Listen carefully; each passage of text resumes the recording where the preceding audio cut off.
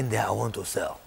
And this is the result. Are you not, it's not too far-fetched. You can give the union a stake.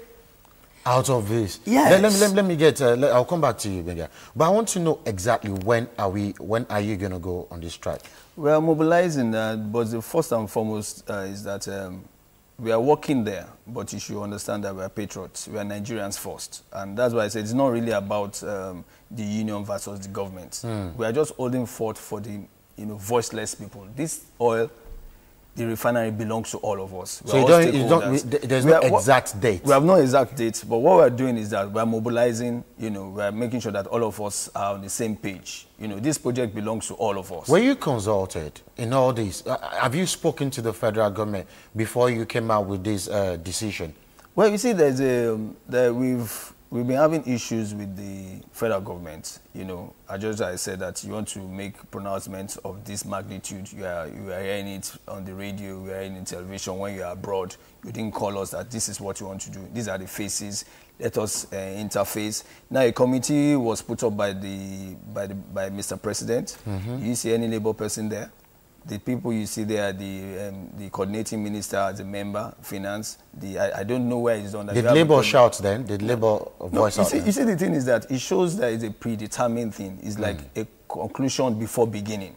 They have concluded. They just need people to partner them to go to an end that's already been, has already been planned. And that's why we are saying that there's a wool on the public. There's a wool on the eyes of the populace that we want to see.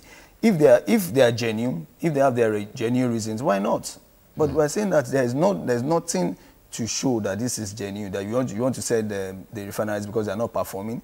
And what he just alluded to is that, are you giving them the crude for them to perform? You are not giving them. And that has to do with security, getting the crude to the refinery. And that's whose responsibility? The job federal of government. Is the commander-in-chief of the armed forces. It's not as if they are faulty. The channel to bring the crude? They are not. They are faulty to the extent that you have people breaking them.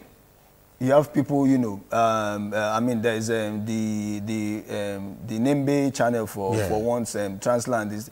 At least there was one time we had about 160 points where they were stealing crude. 160 points. In the pipeline. In the pipeline, 160 points. I mean, there was about 40% of when, before Ajib started their investment, about 40% of their crude, they could not come, they were shut in. I asked, like the question I had the last time, but there's a channel that is meant for export crude. Yes.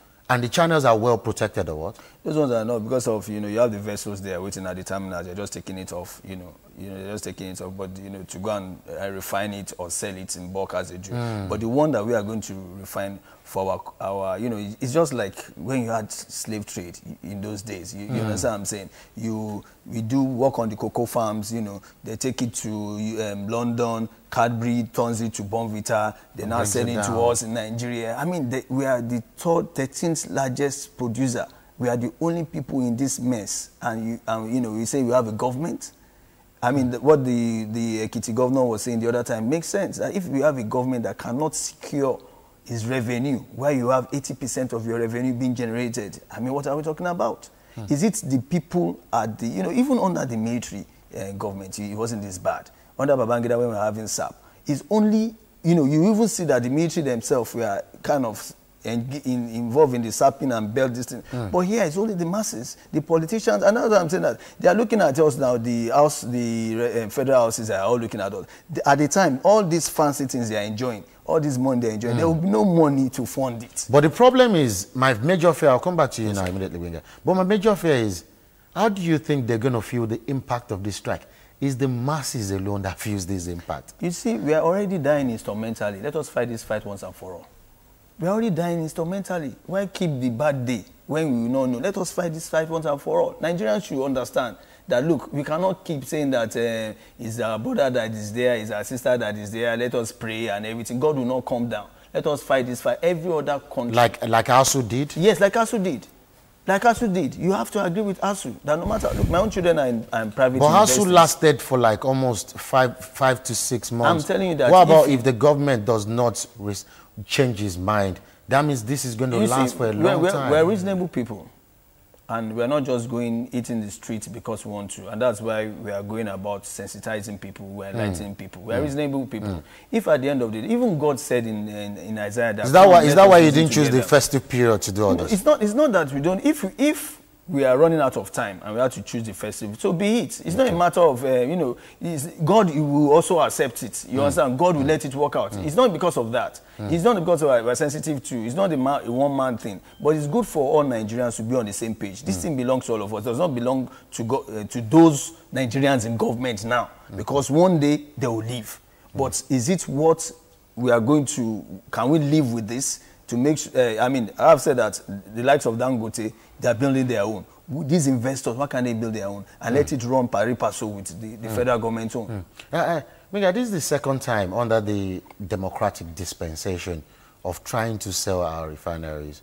You remember then the first one was under President Obasanjo. Yes. And President Yar'Adua came back and reversed it because it lacked transparency.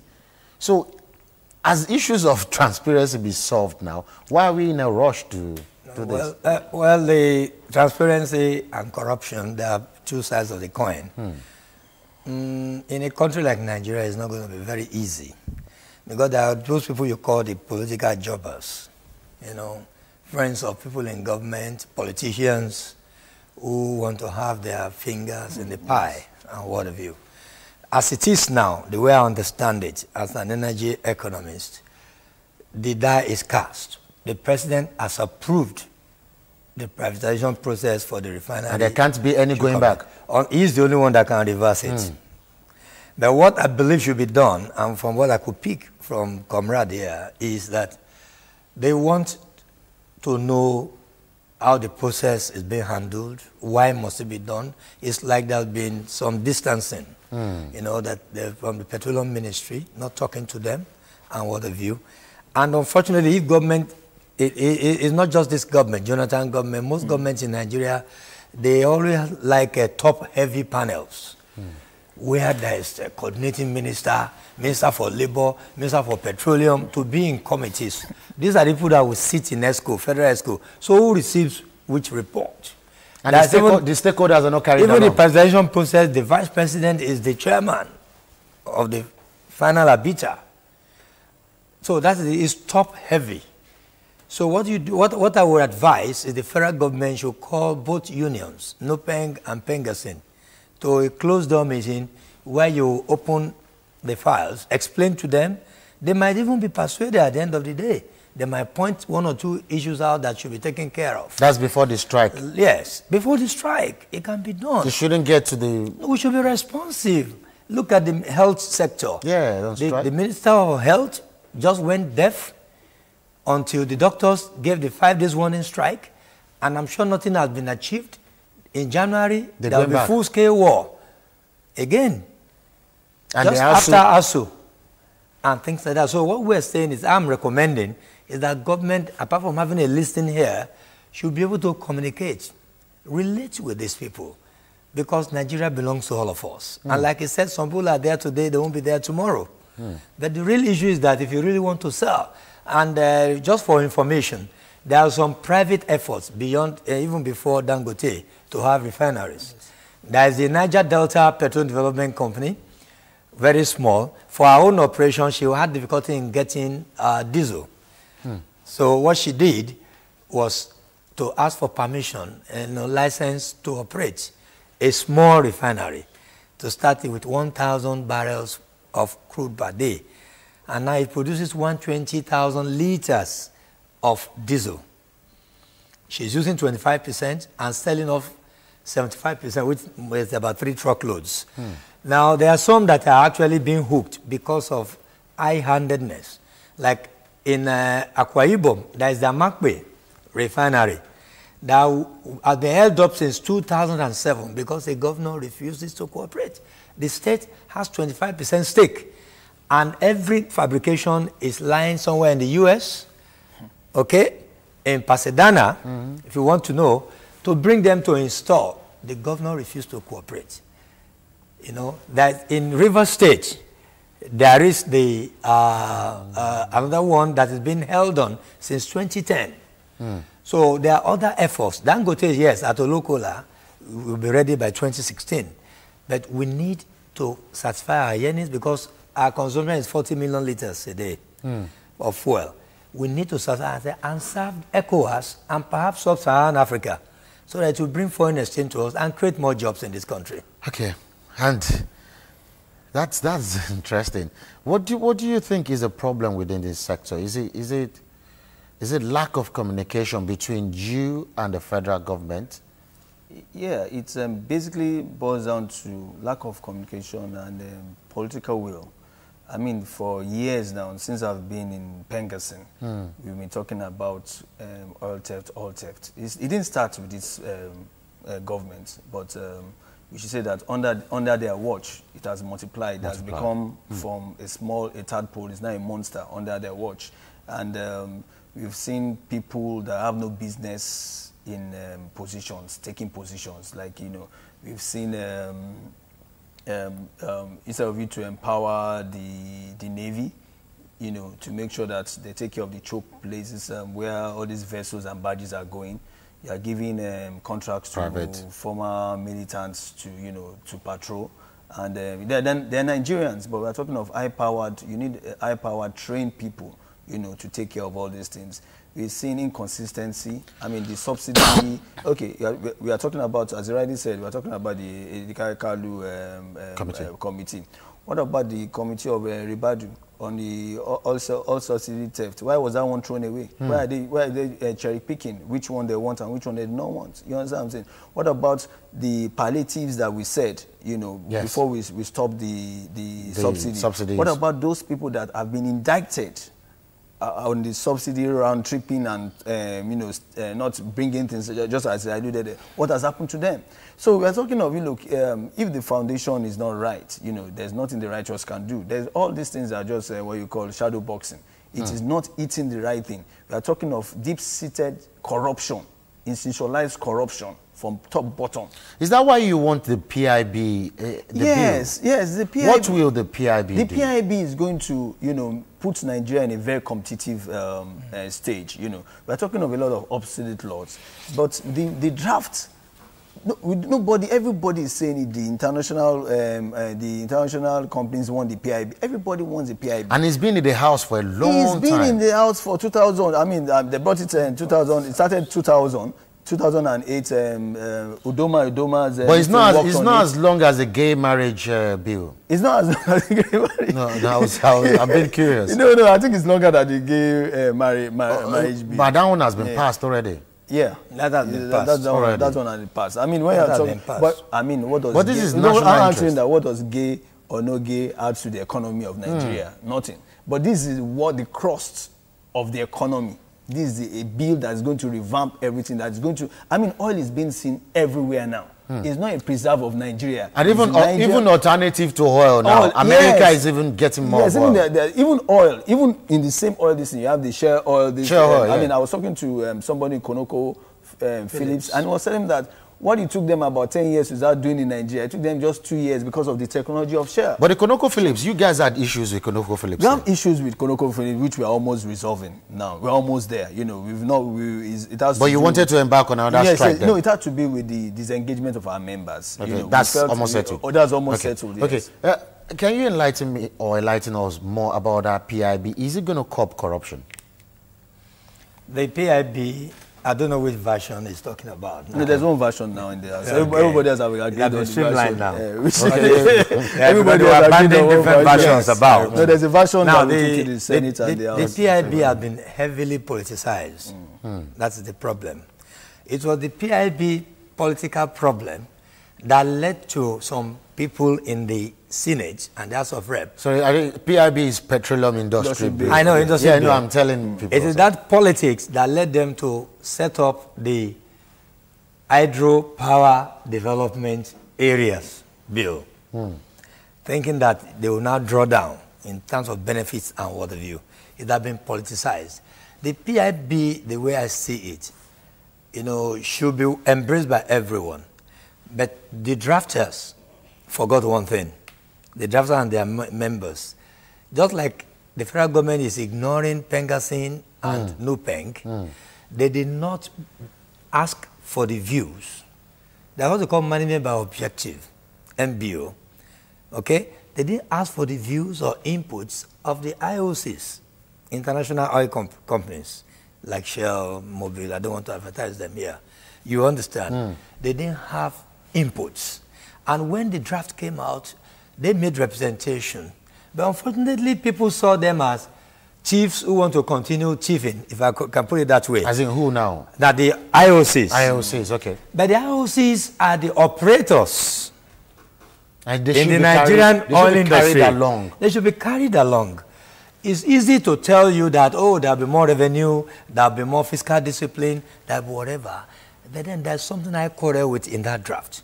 Why are you not allowing, like he alluded, Dangote and the rest are trying to build their own refineries? Bring in more private investors. Let them compete and do whatever. And then why are you interested in selling their own acreages to the Chinese for $60 billion?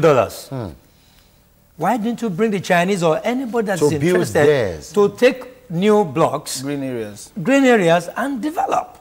That is the real issue, number one. Number two, they are being asked to pay enormously for one thing. For example, when it comes to capitalization, let me give an example. On a JVC, joint venture contract, where the federal government will insist on, through NNPC, on 60% ownership. 5%. The international oil companies like Shell, 40%. Right. When it comes to capitalization, funding, you want to release funding, for a $1 billion investment, whoever is 60% should bring $600 million, whatever, and the rest 400 million from the IOCs. What you find that the federal government cannot raise its own money. They will not ask the IOCs to help them raise money internationally using their own collaterals. I hope you understand. Yes. By the time you do that, it means the oil companies are your masters. They can manipulate. He represents Nupeng and Pegasin. Ask him if he can confirm that the union knew the amount of crude oil being taken out of Nigeria. Can you confirm? Why is that? One of the things that I know the NNPC Act, when you're talking of operating costs, you know. The Petroleum Act, I can remember, is it up to 40 years old? The 1969 Petroleum Act? When you calculate it's more than 40. It's more than 40 okay. years. I just want to... Okay. Yeah, you see, what I'm saying, what we're saying is that, look, number one, what we actually alluded to, the IOCs not being on the same page with them. We as a union, we've tried to bring both IOCs and the NNPC, that's the ministry, together. Twice that because NNPC gives us different figures, IOCs are giving us, okay, you come together, bring you all have consultants, okay, bring an independent consultant, bring McKinsey, let them come and look at all the figures, and let us arrive at one figure. They don't want to. So there's a cat and mouse, because yes, there's something being hidden that they are keeping away from Nigerians, and that's what I'm talking about. That's where transparency starts from. Yes, that's where transparency starts. Because there should be a flow meter, so you should know how much we expend. Yes, we should all agree that this is where we should be taking the gauge from. This is how much is coming out of this. So we see what I'm saying, that so we should be found culpable here.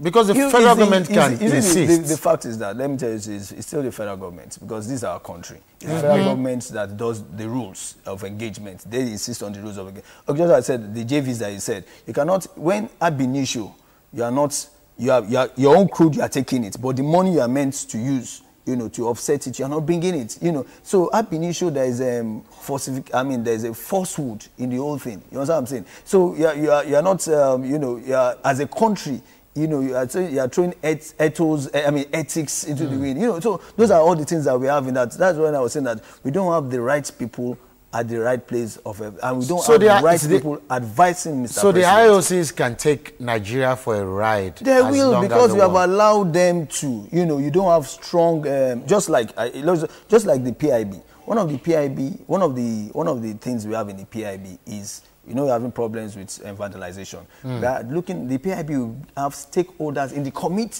communities where the pipelines are going. So there will be like neighborhood watch for government in collaboration with the security agencies. After you have resolved the quarrel between the kings No, and the ruling class in those communities on how to share that 10%. There's war already. They are killing themselves. What I'm saying is that, look, there's no new law that does not have, you have to redefine. Yes.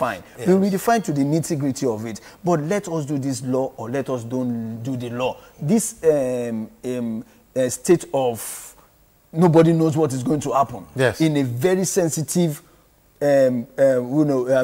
sector like oil and gas that generates 80% of your revenue is totally unacceptable. And Nigerians are sitting down and we're all looking and saying, is the oil and gas people and everything like that. Before it meets the oil and gas workers, it's going to meet the man on the street. The masses. So that's why I'm saying that when we are going, what we are also doing, government is Pengasan is like the representative of the masses, of the masses. And where government is getting it wrong this time around, that it's not going to be a Pengasan versus federal government. It's going to be the people versus federal government. That's what we are going. We are going to talk with all the NGOs, civil societies, because we are all stakeholders. We are all stakeholders in this business. And because we did it together, that subsidy strike, that's why we are not paying 130 naira per liter. Because we did it together. And we have to do it together. So this one now, this one is a reversal of this agreement. Okay, what you want the federal government to say, okay, now, we are not selling. And they bring you to the table.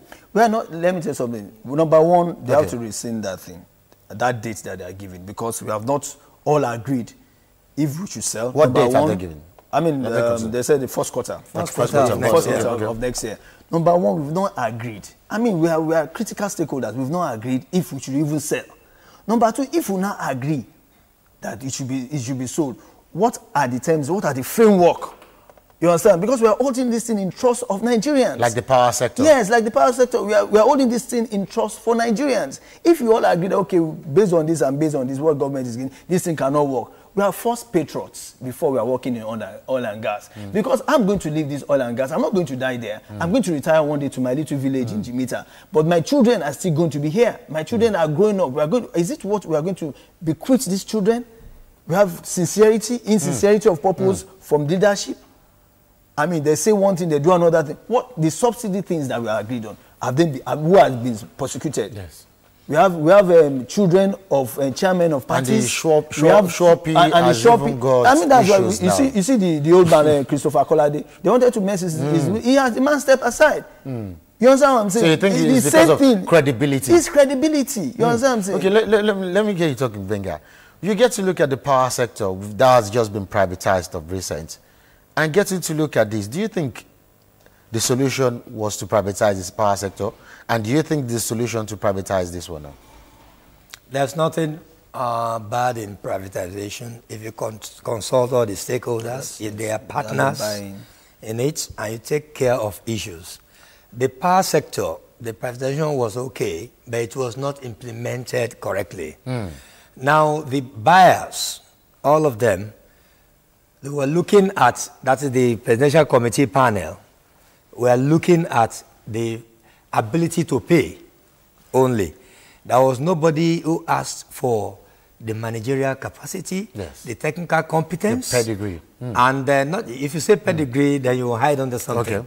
Then the commercial ability. For example, let me give an example. You remember time without number on your program, I have said the issue for the customer to be king in the power sector is for the prepaid meter to go around everybody. Right now, you have less than 30% of consumers on. What people experience now is that somebody will just come from the business arm of whatever agency they have now and say, 5 families cannot be on this meter. You'll be staying on it for too long. You are paying little. So now we increase from 15,000 to 80,000. Without a meter? Nothing. It is just estimated billing. In fact, if you travel, like I said, and lock up, and your company here sends you out on attachment for a year and a half with your family, you lock up your flat, disconnected, nobody, you will still come back to meet bills, which you must pay. Let me take the first caller, George from Iju. George, good morning. Good morning. Morning. Please, the gentleman from Engasan has raised a very pertinent question that needs to be addressed. He asked whether the vandalization will be addressed by simply privatizing the system? Yeah. That is the question that needs to be answered. The speed with which the sale was signed raises questions and doubts to sincerity of purpose in the whole deal. Listening to the two gentlemen, what they are saying are very, very educative for some of us who don't know what obtains in the oil industry. I think the union has a case and they should be supported. You cannot privatize everything. Very soon you have to privatize even the president. That's my suggestion. Thank you. Thank you very much. Yeah, so back to what I'm saying. Yes. For example, the company that bought Kano, Kano Disco, distribution company, is in big trouble now. Now, because of poor generation capacity, we are not making up to 3,000 megawatts in the last 2 months. Yes. Now, it's being shared. All right? Now, when it's being shared, Kano gets a very small portion that is not enough for Kano Metropolis alone. Kano Disco. And Kano is supposed to supply Jigawa. Kano is supposed to supply Katsina. That Kano Disco. Then mandatorily give about 40% of what it gets to Niger Republic under agreements. So they're left with nothing. So these people are now crying. I'm putting so much in it. I'm not even earning anything. I'm not serving my customers. And these ones were not thought of before. They were not thought of because they shut people up. They shut people. Yeah, that's what Pengasan is saying. I made efforts. I made submissions. Let me take Emmanuel from Iju. Good morning, Emmanuel. Good morning. Morning. I want to contribute to your program. Feel free, please. The man representing the bank, I guess what he's crying for is somehow important. But as it is now, the refinery, we all know it's not been working for a very long time. What you should be telling Nigerians and the president is for them to put it back. Because even if they are going to sell it, is it going to function or they are just trying to put the money in their pocket? Let them put Nigerian money inside the refinery and make it functional. Taking our fuel outside, refinery, bringing it back, make it to be expensive. I believe what he's trying to say is not just for his own personal interest. It's for the masses, for the interest of Nigeria. We have told our NEPA that they are not giving life. Before you sell anything, ask those people that are buying. And to improve it, or just selling it just to off your hand that okay, we are not managing it again, we are going to manage. It's not privatized. Are they going to function more than the government? Many areas, they don't have light. Even this Christmas period, they don't have light. Yeah. So that's my contribution. Thank you very much, Emmanuel. Yeah, just sorry before you go on. One last line on that power sector, PHCN, is that the buyers now are now going cap in hand all over the world looking for technical partners. Even funds even in locations that you will not believe. How can Nigeria be seeking technical partnership from Zambia? From Zambia? Oh, yes. Now, the funding, the capex, that's what they call the capex you need for funding, they cannot meet it. Though we shouldn't be talking about the power sector now, but can I ask you a question? How soon can Nigerians have light? If you want stable light, you can't get it before 2 years. Before 2 years? Yeah. So this working assiduously because even with the privatization, they started faulty, on a faulty step. But the promise next year, that's the first quarter of next year. They do what 40 towers in London? If they stay on the 40 step until they correct that. Yeah. Until they correct it. Nothing will happen. Because even now, pick your phone and call Ikeja Disco and Lagos Disco, that is even Cosmo